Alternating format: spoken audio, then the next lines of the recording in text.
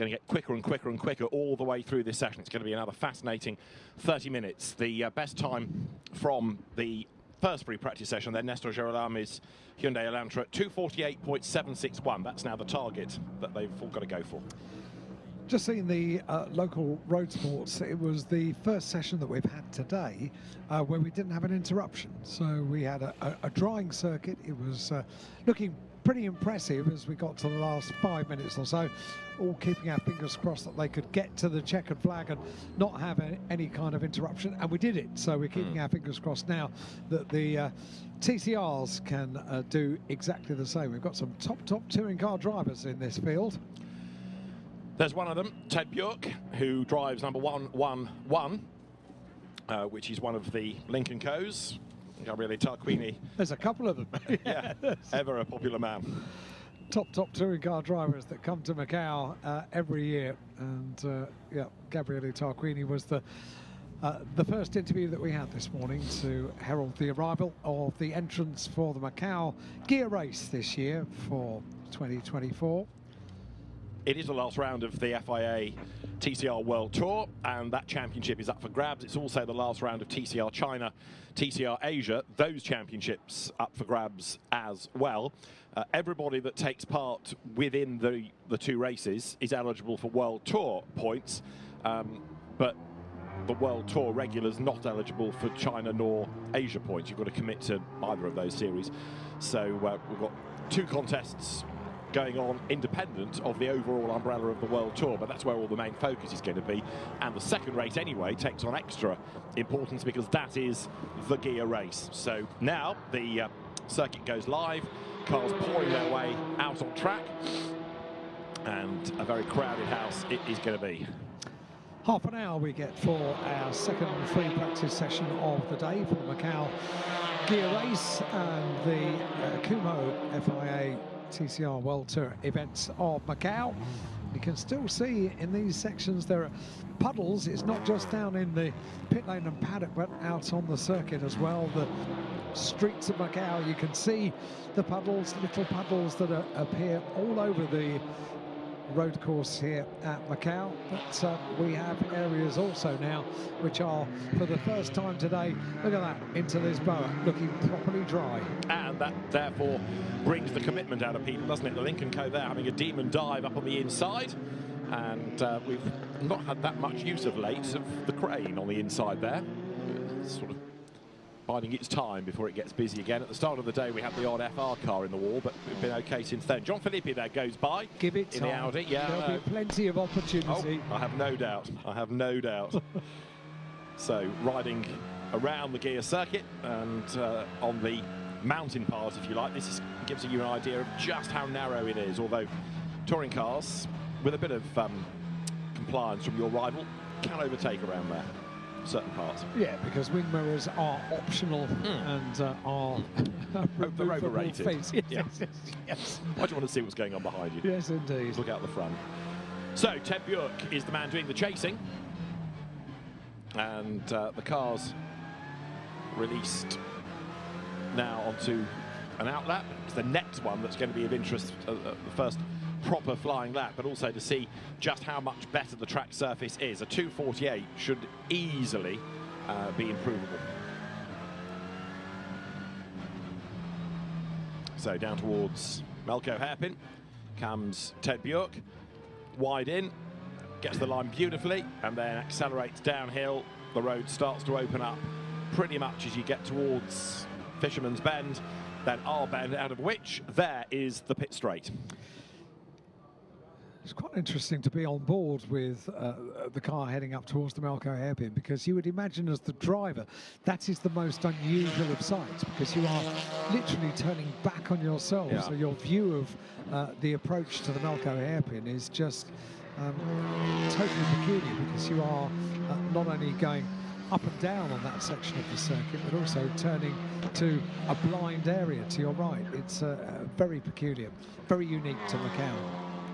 Now, Norbert Mikulic into the pit lane, which may be for a tyre cross, other drivers staying out there, partly because it is still damp and maybe you want to get a bit more warmth into the tyres. But the other reason perhaps for not doing a tyre cross is the length of the lap. So in theory, they should all be warm by the end of a lap anyway. And equally, if you do come in and do a tyre cross, the danger is that you are then released at the back of the traffic. So staying out there is probably advisable. And you can see these dry lines, can't you? That run from Lisboa towards San Francisco Hill, very notable. And we've got dry tyres standing by down in pit lane. I did wonder about that. Interesting. It's going to be so for Norbert Mikulec to take on board, the first car to take on board a dry tyre. Is that going to be the first car today that's taken a dry tyre on board? I think so. Yeah, Rob Huff's come into the pit lane as well, so the Macau Master might well also opt to go in that direction. And another one in is Max Hart, who is the Irish driver vying for TCR Asia title honours in a car that is rather patriotically coloured in the Irish tricolour. So that's Esteban Guerrieri, who in the session this morning was 7th fastest. But he's looking good at the moment, Guerrieri in the Honda. And there is Rob Huff, who is being brave and going on to slick and doing it early so that by the end of the session, if you like, they will be up to temperature. As long as it doesn't rain again, that's going to be, I suspect, the right move. And Norbert Mikulec has done it as well. The job of the wet tyre is to channel water away, to push it out the way with the grooves on the tyre.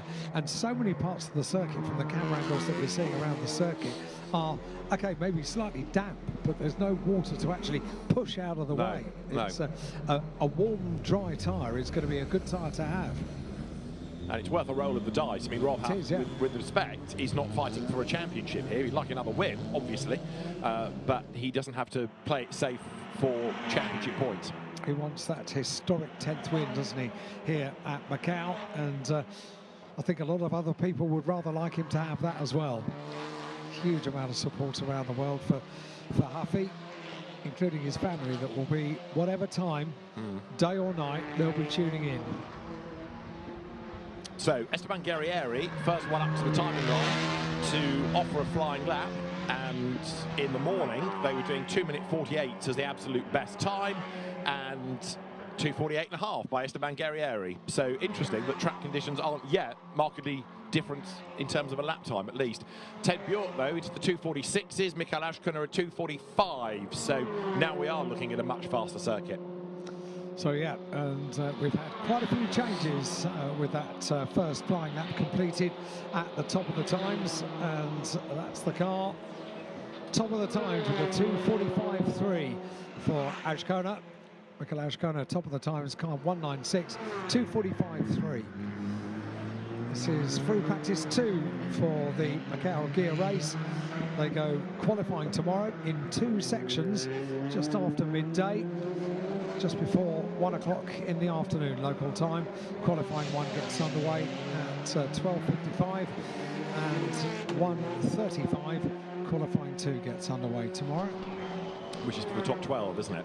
And then you take that for the grid for race 1, and then you do a reversal of the top 10 out of Q2 for the gear race grid. Right, drivers hustling on. Mikael Ashkona then is the fastest. It's going to be interesting, though, isn't it, to see what the early lap times are like out of Mikulec and Huff, and how long it's going to take to get to that tipping point where the slicks start to be the gun tyre. But you're right, it's much, much drier down at Lisboa. And they're going to be ahead of the game, aren't they? Because they're going to have done laps to get them up to temperature. Everybody else comes in now and wants to change onto a dry tyre. Yep, but they're going to be a lap behind as far as getting the tyres up to temperature. So this is going to be, as you say, very interesting to watch what those lap times are going to be and when they're going to start to come in. Yellow flag briefly, but replaced with a green, as there Dusan Borkovic has gone off the road. Gets it going again. Dusan Borkovic, the Serbian. Right, so the Hyundai team looking on. Gabriele Tarquini marshalling the troops and going on board now with Norbert Mikulec. So this is his outlap on his slick tyre. Might be a bit tippy-toey. Weaving left and right, getting the warmth into the tyres, getting the pressures up as well. And 2:45, currently the best lap time that we've had. And back into the pit lane comes Mikulec. Now, does he need to cross them and then go for a time? That's going to be for a cross, I reckon. That's how they're going to work. And it's a free practice session, so although this process takes a while, it's the way that you get that equal heat distribution amongst the tyres. So I reckon that's probably what's going to happen. Let's wait and see. Looks a busy pit lane, doesn't it, when you're in the car? Yeah, but you'd have thought with a 6-kilometre long lap and a reasonable mix of left and rights, you wouldn't need to do a cross because the load would go through quite a lot of the car over the course of the lap. However, Mikulish pits and Guerrieri is in, Björk is in, Ajkana is in as well. The other one that's going to be worth watching is Max Hart, because he was another early stopper, and assuming he's gone onto slicks as well, he's going to be like Huff and Mikulish ahead of the game. It's a checking of tyre pressures. We'd like to see the end of that pit stop, really, just to be absolutely sure of what they're doing during that. But we reckon it's pretty much a regular thing that a touring car would do to cross the tyres over for even heat distribution. John Filippi has pitted, so he will go slicks. I think they're all coming in now for slicks, aren't they? But I'm waiting to see what Rob Huff does, whether he's going to do a tyre cross or whether he's going to stay out and warm them on the track, as it were. He's not in our first screen, is he, of timing at the moment, so it's difficult to see what Rob's doing on this lap or if he's coming to pit lane. Let's have a look on this.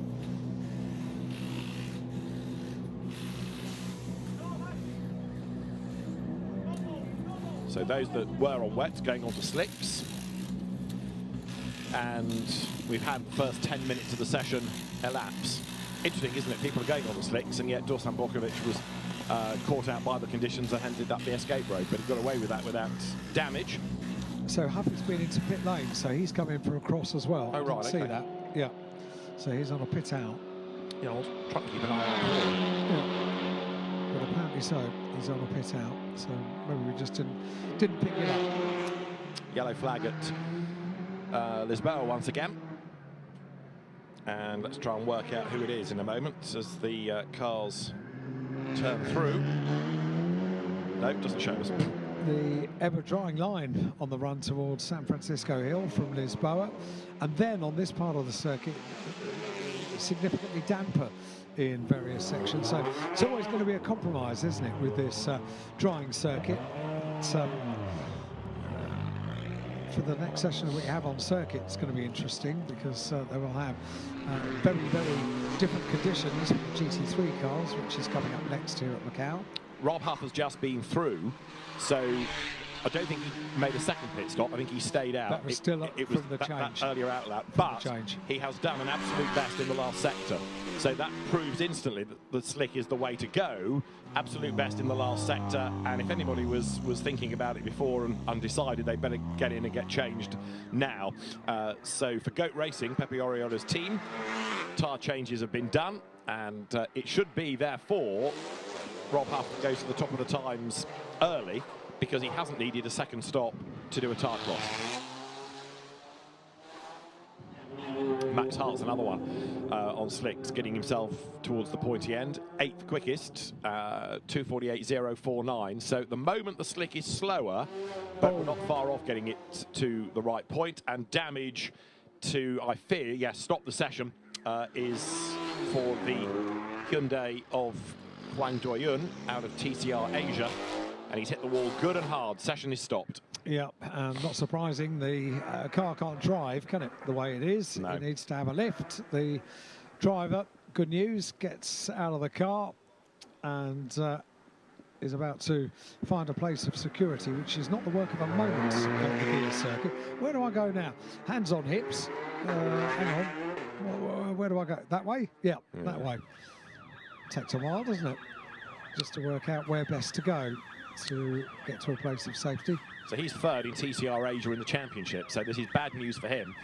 Other drivers then heading back to the pit lane as the session is stopped.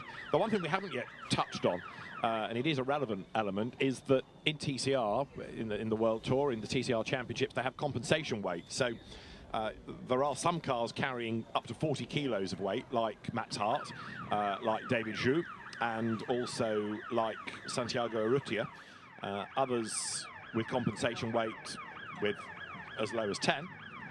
And there are some that don't carry any whatsoever. So there is a mix of cars that are heavier because of the success of the driver over the last round of the championship. Right, 16 minutes and counting, and this is going to lose them quite a chunk of time, I think, given where that car is. And yeah, it being free practice, the clock continues to count down, which counts down now to 16 minutes of this session remain. So we get ever closer to the halfway point. Yep, it's only one little moment that you get during a session that upsets things for everyone. That's the 62 car going straight on down at Lisboa.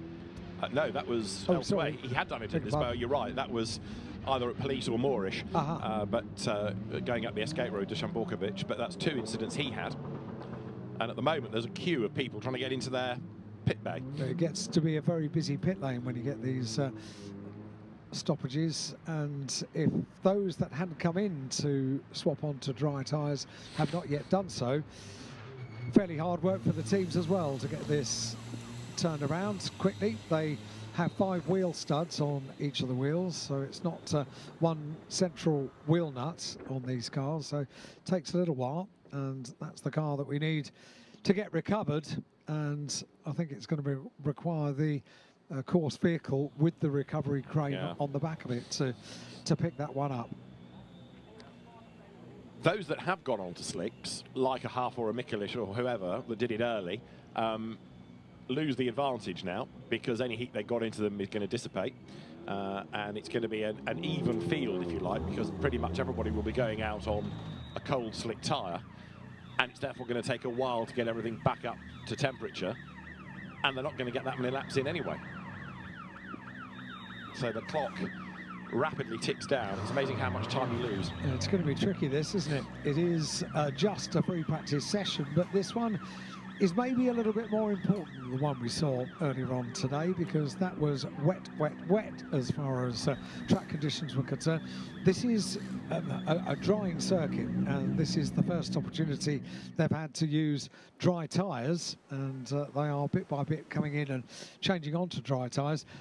And the reason it's more significant is that the weather forecast for the weekend suggests that maybe they will be racing on dry track conditions, very warm conditions as well.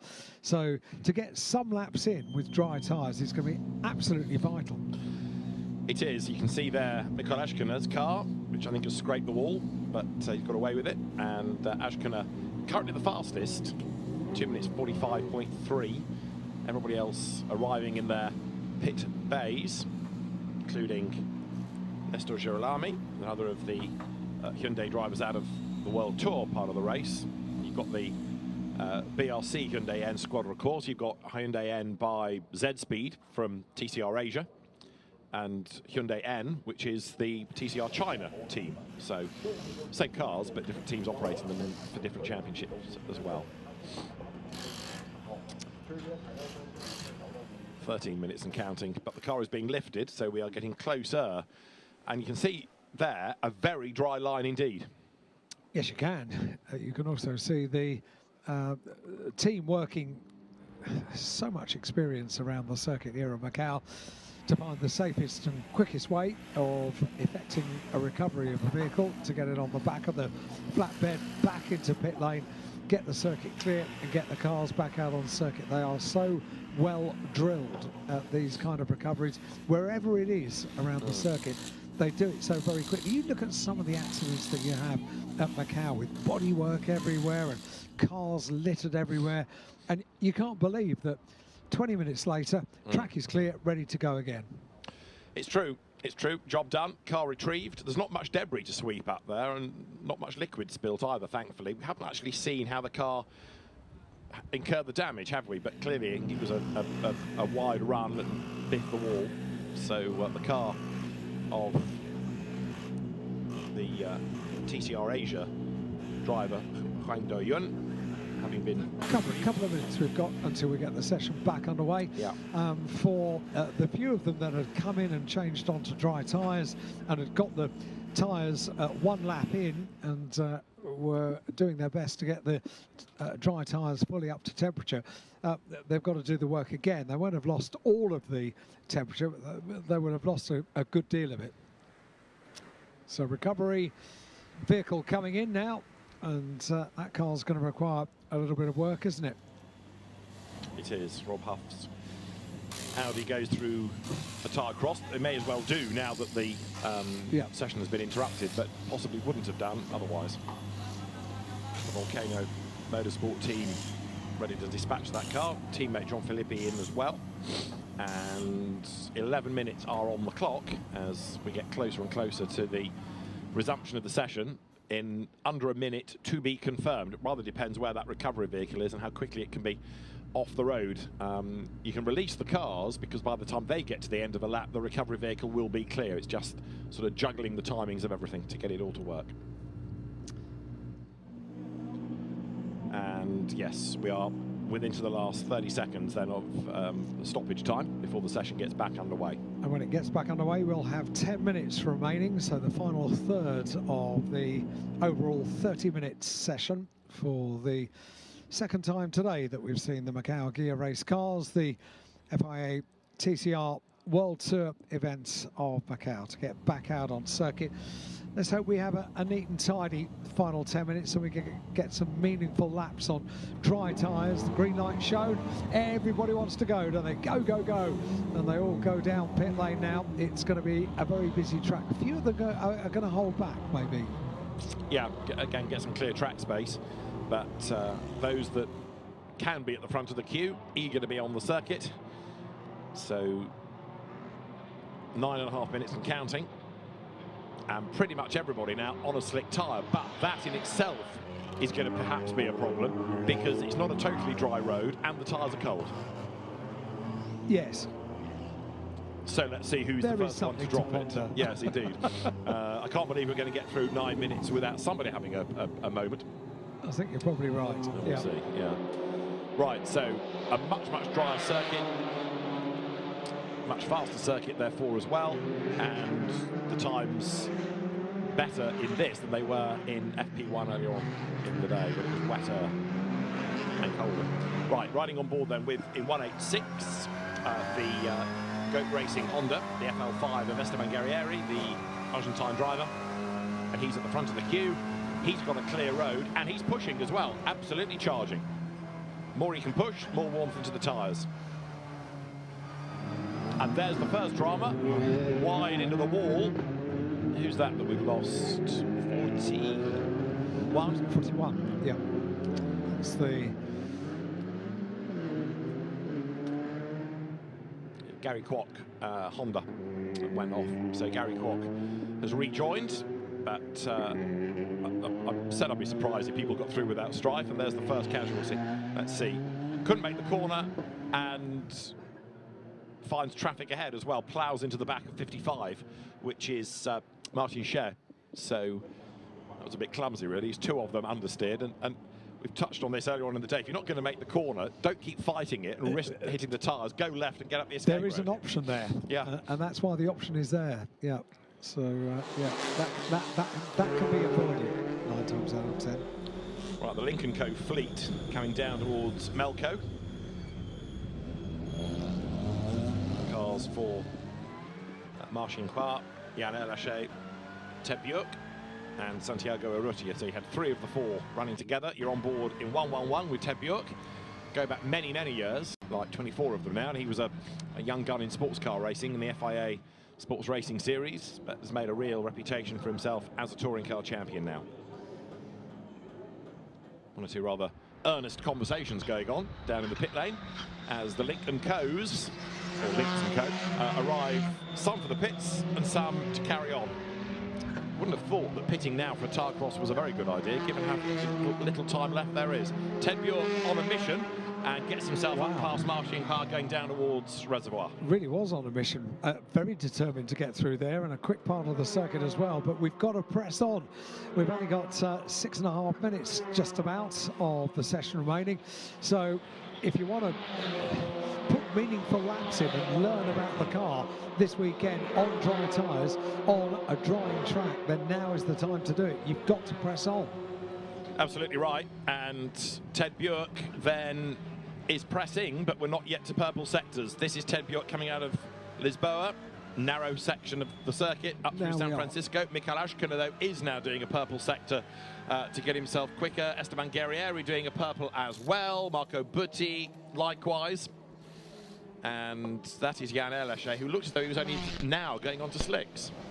That's very perplexing as to why they're only doing that now. Unless he genuinely thought there was still enough water out there to get another good lap out of the wets, but it's clearly not been the plan. Marco Butti goes in the first sector, quickest overall. Ashkona goes quickest overall in the second sector. I don't think there's going to be much question on what tyre you need. No. Marco Butti did win on the road at the FIA Motorsport Games. It was a really good drive. Wow. But he turned the anti-lag on during the race, and that's an exclusion. You can run it, but it's got to be turned on before the race, not during. Oh. And he turned it on during, so what was a great drive ended up as exclusion for Marco Butti. It was a real shame, but we know he's quick, and right now, Butti sandwiched between Erleche and Hart. And Ashkona goes very good. Thank you. Sorry I missed it. I was getting involved in my purple sectors, but I'll give your line a chance to breathe. Thanks. Ashkona has got purple in Sector 2 and Sector 3 up towards the Melco hairpin. We're about to complete Sector 4 for the car that is overall quickest at the moment. Ted Bjork has put in a purple in Sector 4. That's taken away by Marcin Croix because, and now Girolami puts in the purple fourth sector. They're all battling over being quickest in that fourth sector, aren't they? They are. Well, as you say, Guerrieri has done the absolute best. Marco Butti on a roll because he's also improved in every sector. Comes then up towards the end of the lap. But the first one of note is going to be the Lincoln Co. It's getting brighter all the time. Ted Bjork goes by, goes quickest, 2:42, best touring car time of the day. Might not be the absolute best because there are other quick people behind him, such as Girolami, who goes faster. Néstor Girolami, 2:37. That's 5 seconds quicker than anybody else. That is a massive, massive gain. Marcin Croix into the pit lane. So Girolami from Marco Butti up to second fastest, and Dusan Borkovic was third, but John Philippi goes ahead of him. You've done well to keep up with that because it was changing, and it's Girolami that is top of the times then. 2:37.165, and Rob Huff goes second. So a 2:37.5. Rob Huff, one of the first to change onto the slick tyre, goes second. That master of Macau. We've got a car that's stranded on the pit straight, and it looks like number one, Martin Cao, who is the driver's second in TCR China, and that's another red flag. And that might be the end. And he's hit the wall. That's why he's ground to a halt on the pit straight. You can see he's gone wide. You can see the witness marks on the red and white conveyor belting. You can see the debris on the road. And Martin Cao has given the wall a whack. And that's another crumpled Hyundai. Session will not be resumed. So that, as they say, is that. So that was I thought that was going to be your final line. No. That, as they say, is that. This is it. This is the that. Bang, bang, and bang again. And he rattles the wall. And it's quite a good save, wasn't it, by the Hyundais behind, not to get sort of embroiled in that. Yeah. But Martin Cao, with quite a bit of damage, broken suspension as well, comes to a halt on the pit straight. And by the time you've got everybody into the pit lane and moved, the car would have run out of time. So session will not be resumed. I'm not really sure that actually the slick tyre, well, yeah, for some it proved what it could do, but we never got enough running in that session on either the wet nor the slick, did we? So often when we have touring cars on the gear circuit here at Macau, it is impossible to get into any kind of a flow. Yeah. We've had free practice sessions, we've had qualifying sessions, and we've had races as well, where they get interrupted and you can't actually get into any kind of groove of the session or race. And that was one of those. It was TCR China last year, wasn't it? Yeah, that never actually had a qualifying session time because it was interrupted twice and in the end abandoned, and they had to revert to free practice times. But yeah, for some drivers, you've seen what the slick could do.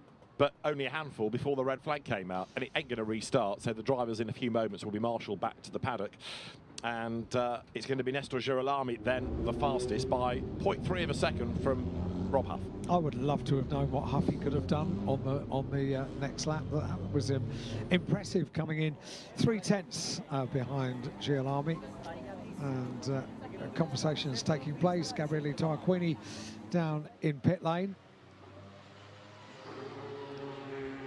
Yeah, there'll be a lot of frustration from the teams that they've lost so much track time, because out of half an hour, you know, they've had probably, what, 15, 16 minutes of running? And you need all the laps you can. And especially in a session like that, where you've lost a couple of minutes with a tyre change and maybe another pit stop for a cross, the teams that elected to cross when it was a live session surprised me, because that was just going to eat into the time even more. And at Lynk & Co, they can reflect on that session. But Nestor Girolami for Hyundai fastest, for Volcano Motorsport, the Audi of Rob Huff second, Marco Butti for Goat Racing third, John Filippi for Volcano fourth, Dusan Bokovic fifth in another of the Goat Racing Hondas, and then sixth, Esteban Guerrieri for Goat. So the Lynk & Co is quite a long way down. Ted Bjork, the best of them, eighth for the Cyan team. There's your order.